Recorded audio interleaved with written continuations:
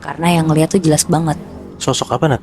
Si Mbak Ama ini tuh gak bisa ngeliat jelas Moy, karena dia udah keburu ketakutan duluan. Dia cuma ngeliat sosok ini, badannya besar dan nunjuk ke arah rumah Yangkung gue.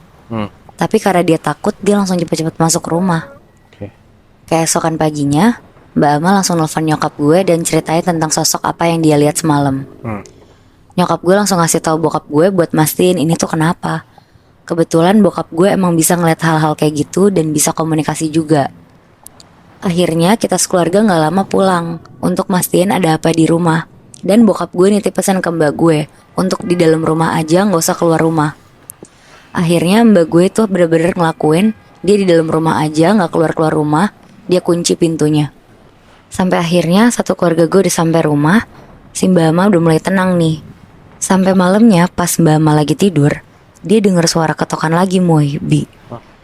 Pintu rumah gue digedor-gedor, dan pas Mbak Ama kebangun dan lihat jam, ya bener aja itu jam 3 pagi lagi. Tapi kali ini dia gak berani untuk bukain pintu.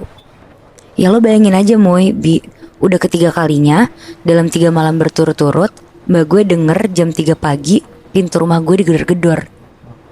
Lo inget kan di malam kedua mbak gue ngeliat sosok yang kemarin? Di situ dia gak berani untuk ngeliat siapa yang gedor-gedor. Akhirnya mbak gue minta tolong ke bokap gue untuk cekin siapa yang ngetok. Ya karena mbak mau diceritain semuanya ke bokap gue, akhirnya bokap gue bantuin untuk keluar rumah karena bokap gue juga udah biasa sama hal-hal kayak gitu Moy, Bi.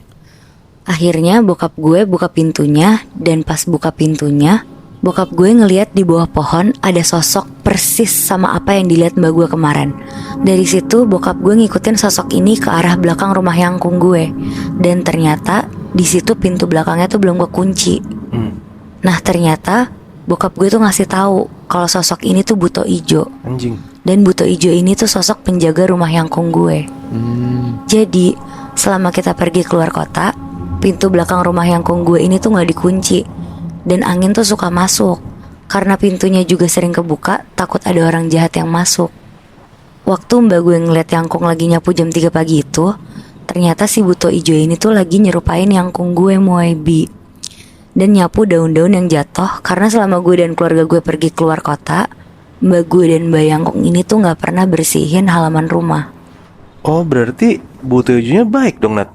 Iya, ternyata Buto Ijonya ini tuh baik. Dia ngejagain rumahnya Yangkung. Tadi gue kira si Buto Ijo ini emang iseng gitu buat nunjukin atau nampakin dirinya dia ke Mbak lo. Tapi ternyata emang ya dia penjaga atau orang yang bantuin Yangkung lo ya? Iya bener.